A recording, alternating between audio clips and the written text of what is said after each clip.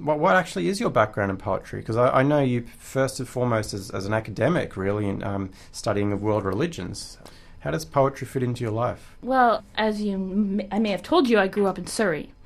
And when I was 14, I decided that I was going to become a poet. And Surrey can lend itself to that sort of mentality, I think. I spent a lot of time at the Surrey Public Library doing things like that in Newton and all that beloved place. And then I initially started studying writing in English in my undergraduate degree. But then I kind of got obsessed with studying the Bible, even though I wasn't religious. So I continued writing, and I published sort of sporadically, but I was focusing on doctoral work in biblical studies and the Dead Sea Scrolls. And then I decided not to finish my dissertation and to focus more exclusively, I guess more exclusively is not a real word, but let's just say more exclusively anyways, on poetry.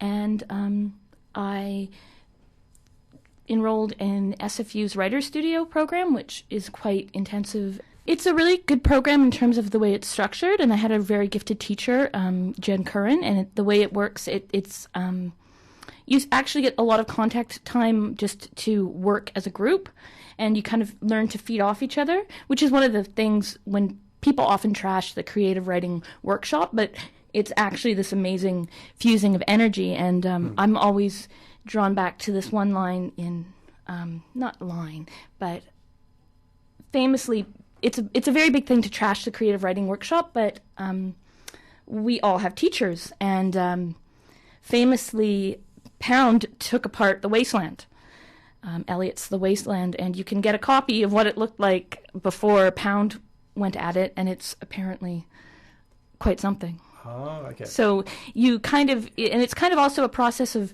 learning what you respond to in poetry. So what I was able to sort of find is, what am I reacting to in other people's poetry that bothers me or that inspires me, and why don't I like that line? And you kind of just sort of internalize a lot of that. Yeah, because I mean, poetry clearly is a very solitary pursuit, because ultimately you and the page, you can't avoid that. So I could see how you could go through a whole career as a poet and never do a workshop and never talk to people about it. You don't have to, but if you do, it sounds like it's worthwhile. Yeah, and I don't think you can get by being a poet without reading a lot of poetry. And so I had this intensive project where I was going to read a lot of poetry, and I have kind of superstitious beliefs about how I read and how I choose what I read. So that was also interesting, because you can get book recommendations, or if you're at Value Village and you see this book that seems to fit, I think you should buy it, because I'm kind of superstitious, or OCD or whatever. Yeah, what comes to you, I'm like that with this show, actually. Music that comes to me, I tend to play it, Yeah. So I think there's a lot to be said for serendipity. Yeah, that's exactly. I'm really excited to hear you maybe read a poem. Well, actually, we should probably introduce the broad subject matter of your book first, and then maybe get to a live track here to give you time to prepare. So the book is called The Whole and Broken Yellows, Vincent van Gogh Poems and Others by Jennifer Zilm. So basically this book is divided in two. The first half are poems inspired by the letters of Vincent van Gogh, the great artist, and the second half are more personal poems about Jennifer and her life and reflections on things. Why Vincent van Gogh, Jennifer? Well, this is the tricky thing, is that the poems about Van Gogh are more about me anyways. But, actually, I have this line that says every poem is only about itself. But if I was to say that there are ones that are more autobiographical, I think they are the poems. But I had, I went to Amsterdam in 2012, and it was my last biblical studies conference, and it was the International Society of Biblical Literature, which is a thing, and I was presenting a paper there, and but I had all this stage anxiety and performance anxiety, and so I went to the Van Gogh Museum in Amsterdam, and I had quite a good experience in relation to the 4 rooms, which are sequenced based on on Van Gogh's life.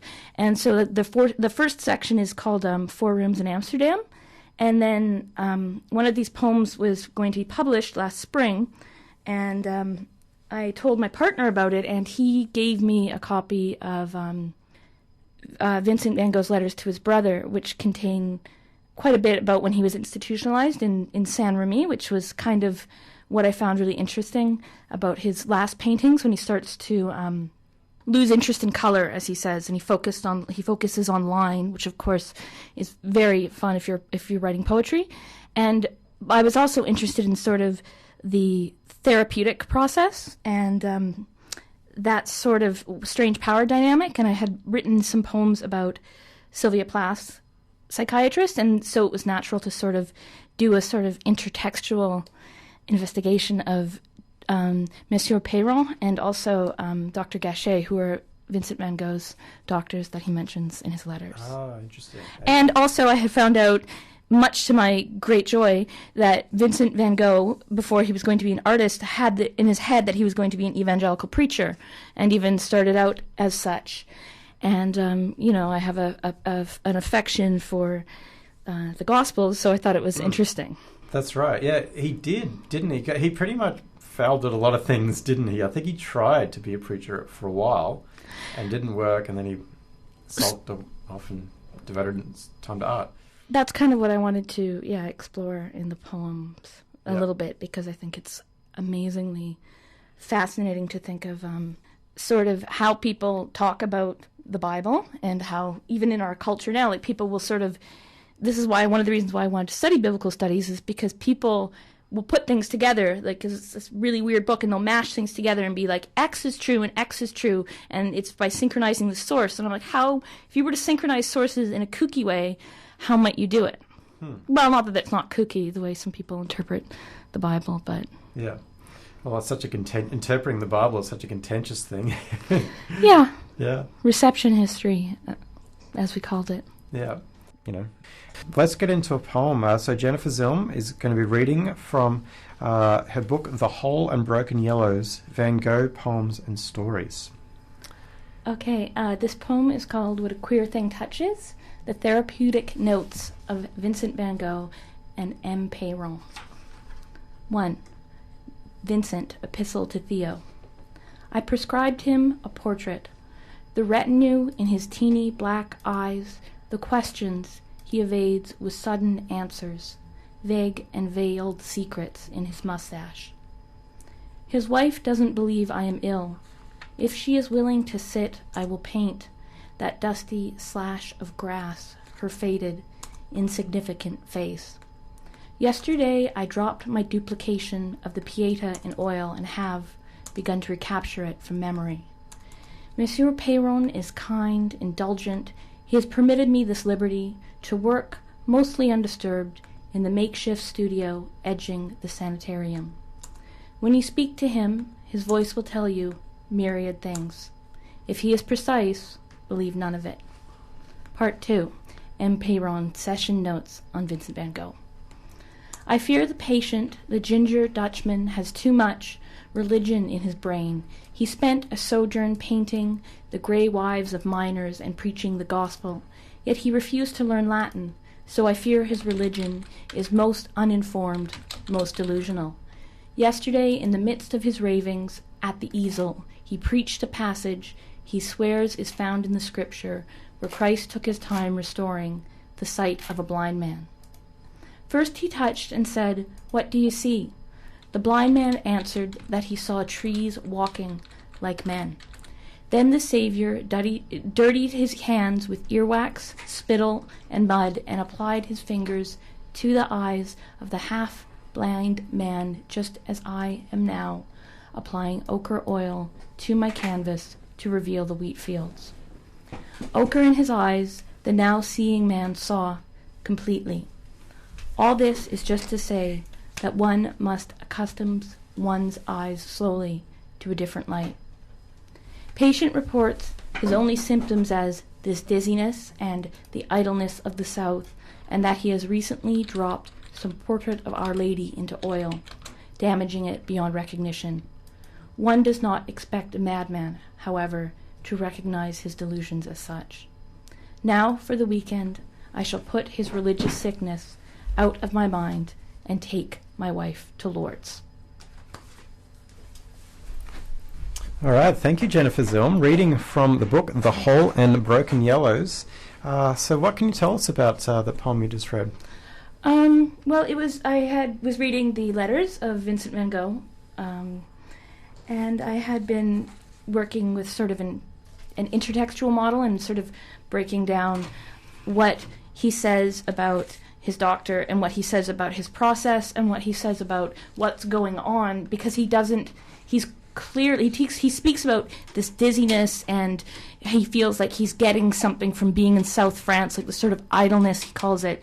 But then he also has these amazing lines like, and then you saw me at the easel and my face was glowing and you wouldn't even believe it was me. And so he's writing these letters to his brother, and he speaks about the man who runs the sanitarium in Saint Remy. And then he tells him, if he tells you things and he's precise about it, don't believe it. And I think that's sort of hinting at the sort of complexity that exists around mental health and simplified diagnoses quite often. And then I was trying to imagine in the second part what the doctor might have said about Vincent van Gogh, and then I kind of invented this sort of passage where Van Gogh's talking about the story of Jesus healing the blind man and likens it to his paintings, because I've always been interested in the story, because in the very, very, very early story in the Gospel of Mark, when Jesus cures the blind man, it doesn't work the first time. And I always thought that was so interesting. And from a biblical studies perspective, it's kind of interesting, this portrait of this figure who becomes so exalted. It's like, oh, he can't even get the healing right, but Van Gogh's sort of justifying it by saying, like, you have to do things slowly if you're going to see things differently.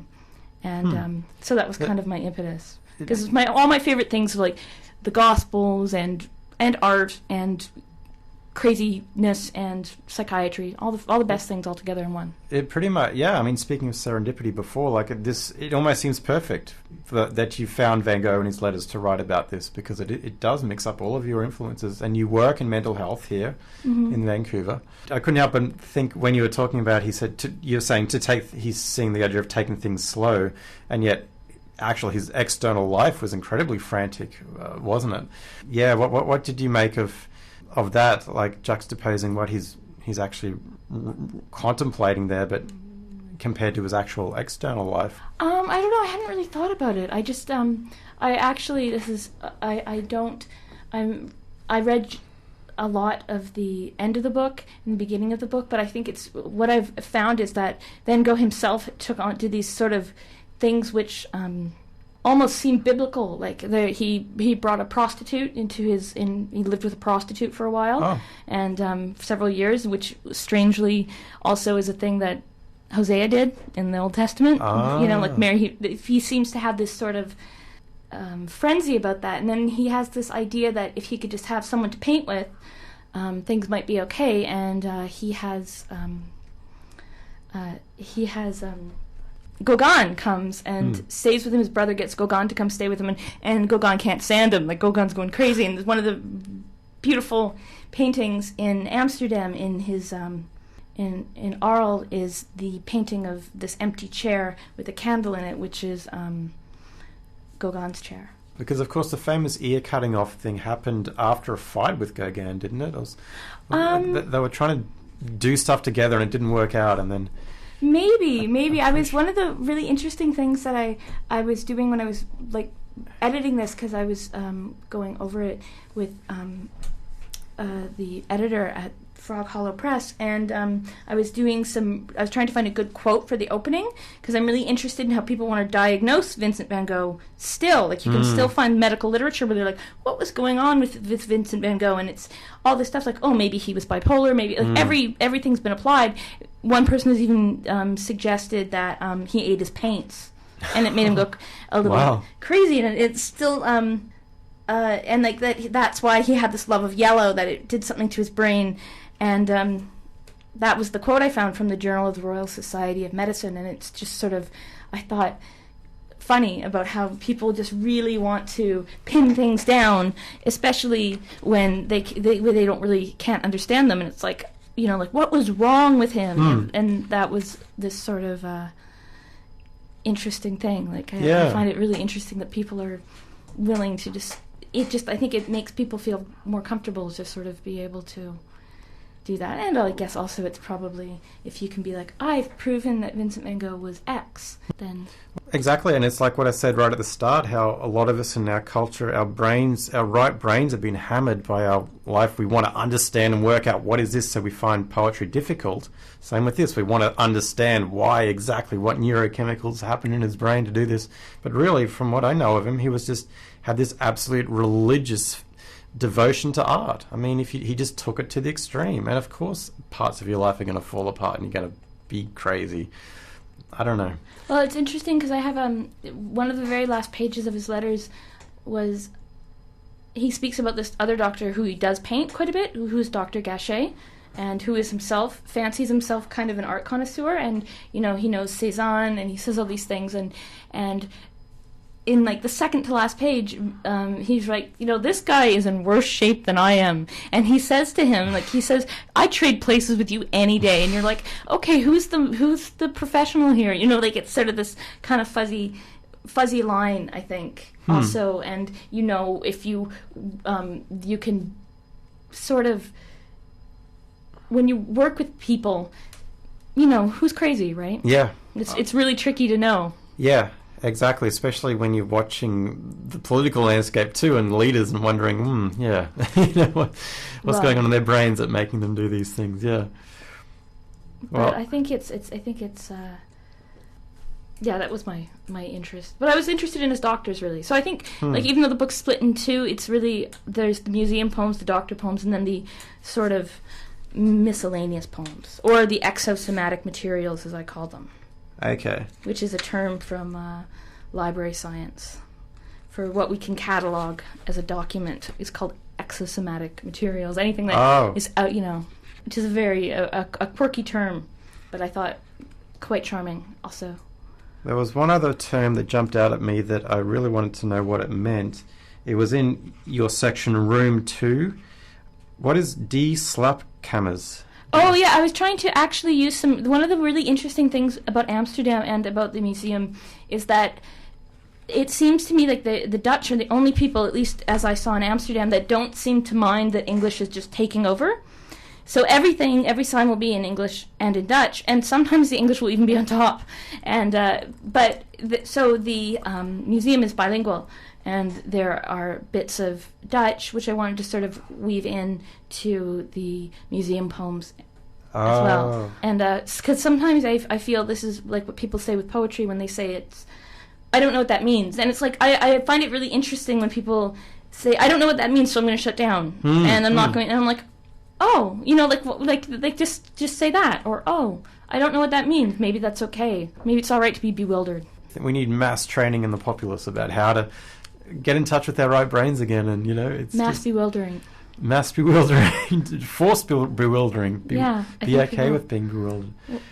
Well, let's get into a track now, and we'll come back. You did mention before Neil Young. We could play Neil Young track. In fact, we have one CD here, Psychedelic Pill, his latest release, and of course, it's timely given that Neil Young has been on a wonderful journey this last week across Alberta and Saskatchewan, doing shows that are raising awareness about the dangers of the tar sands. Are you okay with a song called Born in Ontario?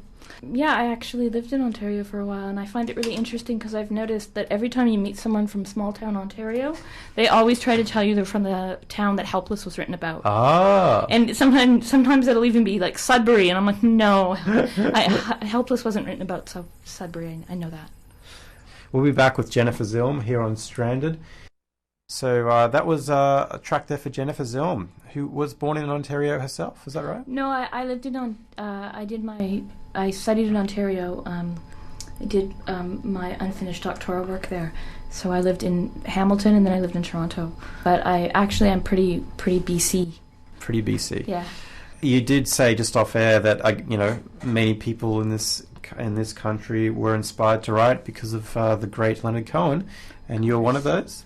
Yeah, and when I was really young, and they have there's the poetry section in your local library, and if you're living in Newton, it's going to be people like Leonard Cohen and Irving Layton, the great bombastic Montreal poet who was also Leonard Cohen's mentor. Leonard Cohen actually dedicated, I believe, one of his more recent books to him. He died, I believe, 4 or 5 years ago, but he was this great, bombastic, not what you think of as Canadian at all type person, like really loud, really opinionated, and he wrote some very beautiful poems and some not so beautiful poems. But so Irving Layton was a big one, and Leonard Cohen, and those people. Mum and Dad, if you're listening, my mum and dad for Christmas were sending me a Leonard Cohen, best of Leonard Cohen, the lyrics, like some book about lyrics, and it hasn't come yet. And they had to contact Amazon or somewhere and said, hey, my son hasn't got this book. So Mum and Dad, I'm hoping it's going to come very soon. It was this, I remember reading this when I was a little kid, and when you read these things when you're a kid, you remember them so well. But Leonard Cohen's second book, which was called Spicebox of Earth, which came out, and so was sort of, Leonard Cohen used to always say, Canadians are desperate for a Keats, and it came out and it didn't win the Governor General's Award, and something really stodgy that no one remembers did, and Layton took them to task for it. He called them out for not recognizing this book, and then subsequently when Leonard Cohen released his selected poems in the late 60s, they offered him the award and he refused it. He said the poems themselves absolutely forbid it. And then I believe it was Mordecai Rickler, the Montreal novelist, went up to him and said, very very pugilistically, and said, "Why did you say no?" And Leonard Cohen's like, "I don't know." And so Mordecai Rickler didn't punch him in the face. Thanks. That's an interesting little story. I'll keep that in mind when I'm reading my selected lyrics Leonard Cohen book once it arrives, Mum and Dad. Well, Jennifer, thanks so much for sharing your poems today and chatting. It's been really lovely to have you.